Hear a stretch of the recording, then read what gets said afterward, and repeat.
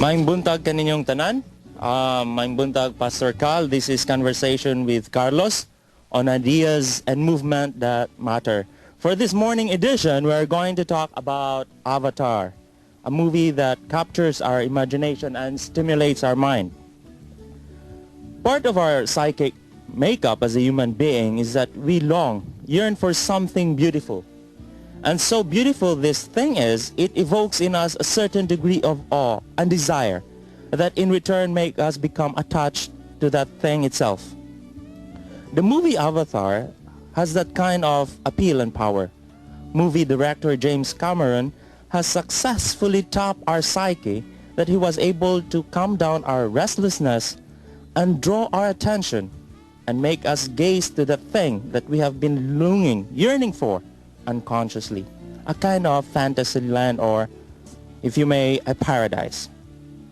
Although this in itself could explain why this movie has become a kind of pop culture phenomenon today, there is more in the movie that actually made it more than interesting.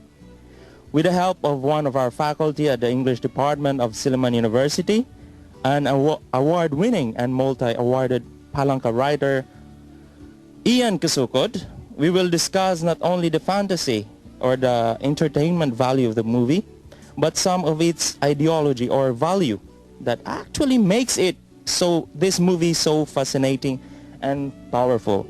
So thank you, Ian, for being here this morning. I know we didn't have coffee, but I hope you're good enough to start our minds, to stimulate our minds this morning.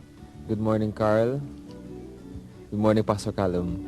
All right, so Ian, let's talk about Avatar. And I know about Avatar. Right. One of the things that I really love about this movie is that it provoked me to think about the relation between science and global capitalism. Wow. Yeah, I know. Which I think really is one of the most fascinating part of the story. Now, you're teaching movies at Silliman, right? I teach film appreciation in Silliman University in the College of Mass Communication. And actually right now I'm teaching screenplay writing in the same college. Although I also teach English in Silliman. Wow, that's nice. As a movie enthusiast. Yes. What do you love about the movie? Well, what I like about Avatar, actually going into the movie, I never really had so much expectations because people were looking forward for it to flop because I remember reading some movie blogs, some industry articles about Avatar, that it was being made. It was 15 years in the making, and people have seen clips of it, and people were saying it just looked like another computer game, and the characters did not exactly look real, and people were scared that there's actually a phenomenon wherein people when you create human-like characters in a movie, you kind of don't believe them because there's just something about their face, their eyes that are not human, and then you kind of turn away from it. So there were so many speculations about that. So when I went into the movie, I wanted to see it because, like you said, it was going to be a possible cultural phenomenon, but I had low expectations of it, and I watched it in 2D. So in Robinsons, because we don't have 3D here. But when I watched it, I was amazed. I went out of the movie theater really, really astounded by everything. For me, it felt like a cinematic experience. When I went with my friends to watch that movie, I didn't really have any idea what's going on. And they just invited me. Why did you watch the movie? Well, actually, it was my first time to... Yeah, a friend invited me to watch this movie, and they said that it's a good movie. I said, okay, let's go. And I thought that it's going to be my first also at Robinson, so why not? And so I watched, and I was very impressed by the graphics, cinematography, and the colors was really something. Yeah, the thing that I like about it was that even though we had to reel in a little bit when we get introduced to Pandora, after a while everything just seems so real. The Navi, for example, for me, I mean, we know that they are just computer generated images, but there was just something about them that felt so real. It's in the eyes, and I was amazed by that. Because I've seen movies before that use technology that came before this particular movie, like what was that movie? That Christmas movie directed by Robert Zemeckis, wherein motion capture technology, you know. But there was just something about the characters that never really had me, and I expected the same thing. But with this particular movie, I was so amazed because they just draw you in, the characters. After a while, you forget that they're not real. There's something about the place and the color that, that's what I've said. Like, there's something beautiful that make us. And the thing was, I watched it in 2D. I never watched it in 3D. Is it and more? Well, the movie was made as an IMAX movie. So Right. you really, if you want to have the full effect of the movie, you really have to go to Manila in Mall of Asia and get the entire experience of it. So I can only imagine how it would feel like if I watch it in IMAX.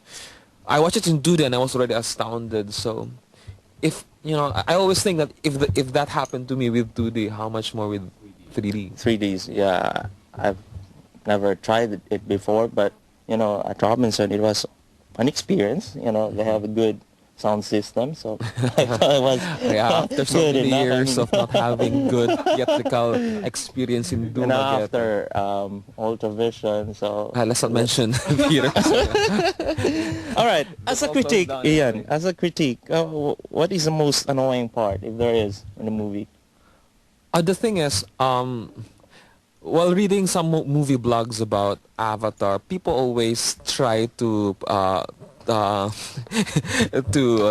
down on the writing styles of James Cameron because, well, the thing is, people say everything is predictable about the movie, that you know what was going to happen next, that it was so simple, and the script was cliche. Yeah, it was so simple. But the thing is, that's what I think what made the movie powerful. It was a simple love story.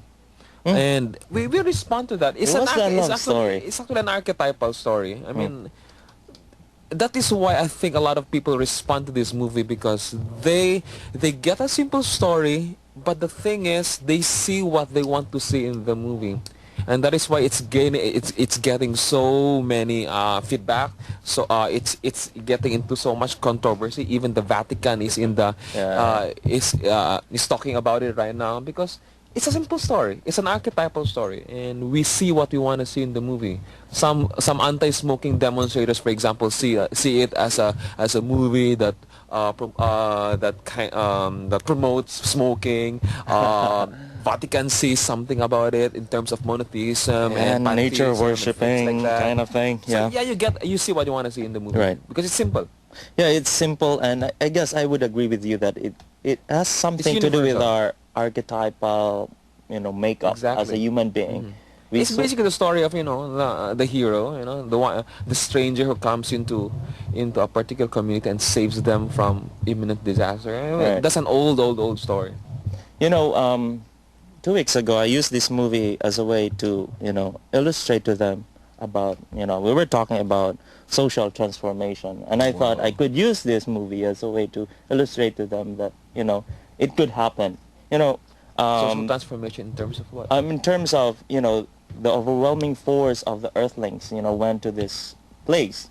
And of course, the community, Navi community could not, of course, what they have are only, bows and arrows, spears, and so on and so forth against the, advanced technology of the Earthlings.